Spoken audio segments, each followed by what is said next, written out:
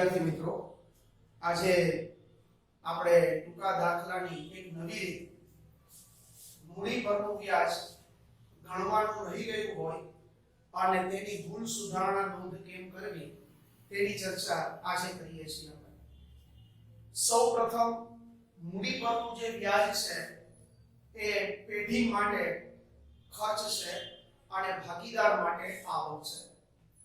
મૂડી પરના વ્યાજની બે અસર આપવામાં આવે છે.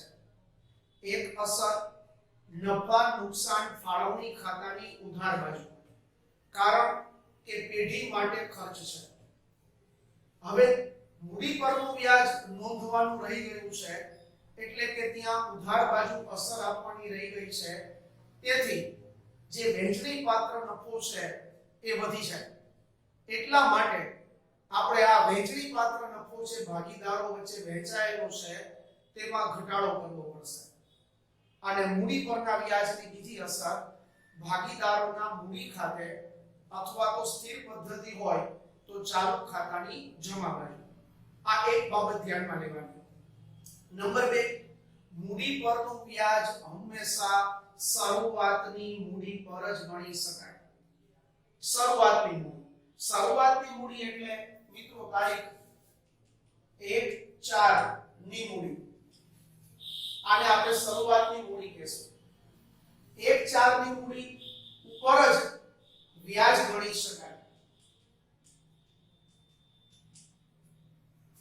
આખરની મૂડી ઉપર વ્યાજ ગણી ન શકાય. આખરની મૂડી એટલે તારીખ 31/3 ની મૂડી. નાણાકીય વર્ષ 1 એપ્રિલ થી 31મી માર્ચ સુધીનું હોય છે અને કેલેન્ડર વર્ષ છે એ 1 જાન્યુઆરી થી 31મી ડિસેમ્બર સુધીનું હોય છે. આ એક સામાન્ય બાબત છે, એ ધ્યાનમાં લેવી. હવે આપણે કહ્યું તેમ દાખલાની અંદર શરૂઆતની મૂડી આપેલી હોય અને મૂડી પરનું વ્યાજ ગણવાનું રહી ગયું હોય તો સૌપ્રથમ શરૂઆતની મૂડી પર વ્યાજ ગણવું અને તેમાં પ્લસ એટલે કે વત્તાની નિશાની આપવી.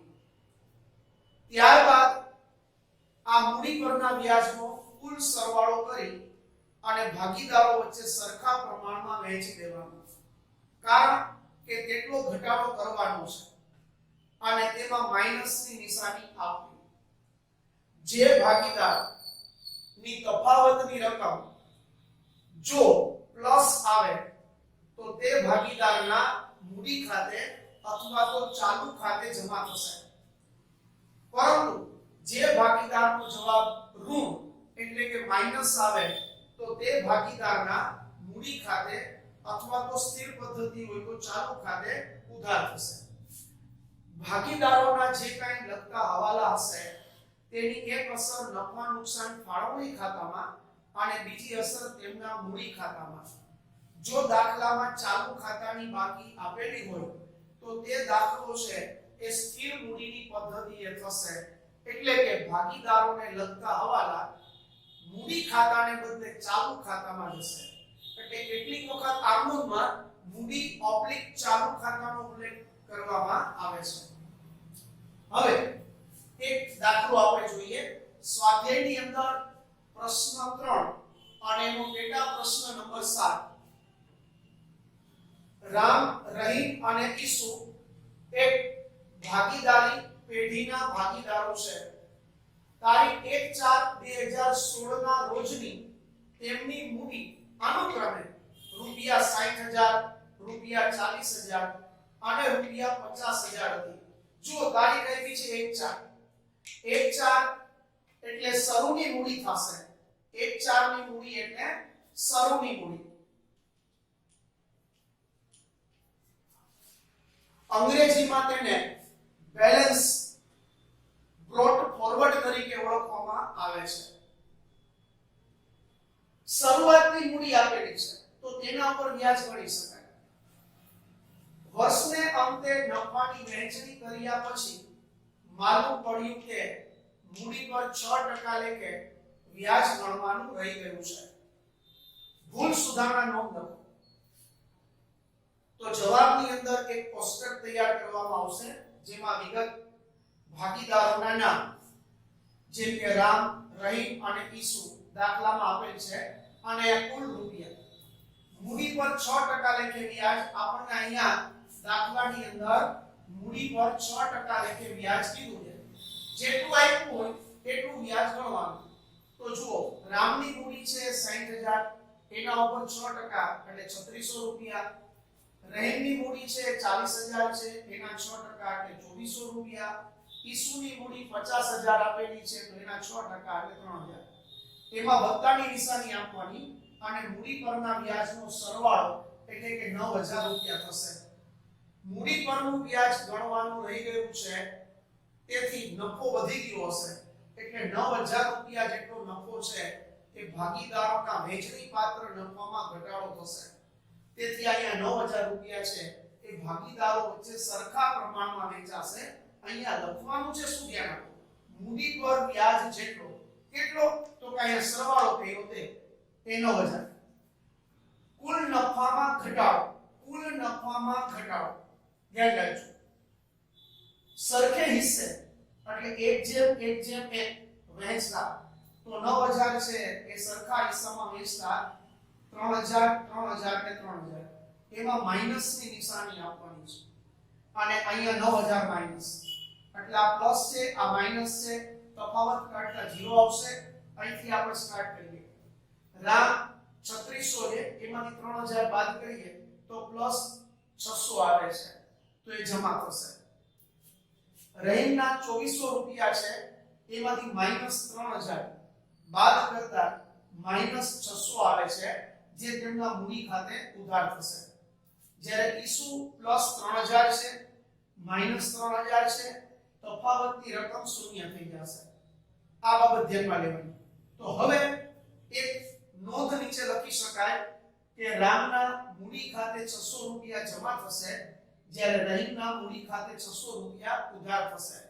જ્યારે ઈસુના મૂડી ખાતે કોઈ અસર આપવામાં આવશે નહીં આ એક નોંધ થઈ ગઈ હવે આ જ નોંધને આમનોંધ સ્વરૂપમાં એક ભૂલ સુધારણા નોંધ તરીકે આપણે તૈયાર કરશું અહીંયા તારીખ વિગત ખાતાવાહી પાના નંબર ઉધાર રૂપિયા અને જમા રૂપિયા date પર્ટિક્યુલર્સ ledger folio number debit rupees અને ક્રેડિટ રૂપીસ તો અહીંયા જે માઈનસ છે એમના મૂડી ખાતે આપણે ઉધાર કરશું અને રામ છે એમના મૂડી ખાતે જમા કરશું ઈસુના મૂડી ખાતે અસર આપવામાં આવશે નહીં કારણ કે તફાવતની રકમ શૂન્ય છે તો રહીમના મૂડી અહીંયા ઓબ્લિક ચાલુ ખાતે ઉધાર 600 રૂપિયા તે રામના મૂડી ઓબ્લિક ચાલુ ખાતે જમા 600 રૂપિયા બાબત છે મૂડી પર કેટલા ટકા તો કે 6% વ્યાજ ગણવાનું રહી ગયું છે તેની ભૂલ સુધારણા નોંધ કરી તેના તો આ પ્રકારનો દાખલો છે એક ચોપડીમાં જ ઉદાહરણ નંબર 7 રામ લક્ષ્મણ અને સીતા તો એ દાખલો પણ આ રીતે જ ગણી લેજો એમાં પણ એમની તારીખ 1/4 ની મૂડી આપેલી હશે એમાં જે વ્યાજનો દર આપેલો હોય તો સૌપ્રથમ એ વ્યાજનો દર ધ્યાનમાં લઈ અને મૂડી પરનું વ્યાજ નક્કી કરવું અને તેમાં પ્લસની નિશાની આપવી અહીંયા પણ પ્લસ આવી જશે કુલ વ્યાજનો સરવાળો ત્યારબાદ અહીંયા જે રકમ મળે છે તમને તેને સરખા પ્રમાણમાં વહેંચી દેવાનું અને તેમાં માઈનસની નિશાની આપવાની જે ભાગીદારનો જવાબ પ્લસ આવે તો એમના મૂડી ખાતે જમા કરવાનો અને માઈનસ આવે તો ઉધાર કરવાનો કેટલીક વખત બે માઈનસ આવે તો એક પ્લસ આવે બે પ્લસ આવે તો એક માઈનસ આવશે એક માઈનસ એક પ્લસ જેમ કે આ રીતે તો એક ભાગીદારમાં તફાવતની રકમ શૂન્ય છે તો આ રીતના દાખલાઓ છે એ તમે ગણી શકો બરોબર છે વધારે પ્રેક્ટિસ કરવાની પ્લસ લુક એન્ડ લીક જુઓ અને આગળ વધો તમે આગળના જે દાખલા શીખી ગયા છો તેનું પણ રિવિઝન કરતું રહેવાનું જેમ કે ઉપાડ પરનું વ્યાજ તો એની પણ આપણે ચર્ચા કરેલી તો એની અંદર આપણે n બરાબર કેટલા લેવા જેમ કે દર મહિનાની શરૂઆતમાં ઉપાડ કરે તો 78/12 દર મહિનાને અંતે ઉપાડ કરે તો n બરાબર 66/12 લેવાના ત્યારબાદ આપણે ભાગીદાર નું કમિશન શોધવાના દાખલા આપણે જોઈ ગયા તો એની અંદર કમિશન મેળવવા માટે કોઈ સૂત્ર છે કે ભાગીદારોનું કમિશન બરાબર નફો એને ગુણ્યા કમિશનના ટકા અને છેદમાં 100 + કમિશનના ટકા. ત્યારબાદ એક રીત હતી કે મેનેજરનું કમિશન કેવી રીતે મેળવવું તેની આપણે ચર્ચા કરી રહ્યા. ત્યારબાદ દાખલાની અંદર જે ભાગીદારોનું પ્રમાણ નક્કી કરી અને ત્યારબાદ જે નફો છે એ ભાગીદારો વચ્ચે કેવી રીતે વહેંચવામાં આવે છે તેની પણ આપણે ચર્ચા કરી રહ્યા. તો આ રીતના જે ટૂંકા દાખલાઓ છે એ તમે ગણી શકો છો. બીજું, જો દાખલામાં આખરની મૂડી એટલે તારીખ 31/3 માર્ચ આખરની મૂડી આપેલી હોય અને મૂડી પર વ્યાજ શોધવાનું કહ્યું હોય તો આખરની મૂડી ઉપર વ્યાજ શોધી શકાય નહીં. એટલે આ પ્રકારના દાખલામાં સૌપ્રથમ શરૂઆતની મૂડી શોધવી પડે. તો એવી રીતનો પણ એક દાખલો છે, ધ્યાન રાખજો. અહીંયા આપણે આ રીતની અંદર એક આ સ્વાધ્યાયનો દાખલો છે, એક ઉદાહરણનો દાખલો છે, એ પાછા તમે રિપીટ કરી જાઓ છો અને આગળનું પણ જે વર્ક છે એ તમે તૈયાર કરો છો. તો આપણે અહીંયા સુધી રાખીએ છીએ. જય ભારત.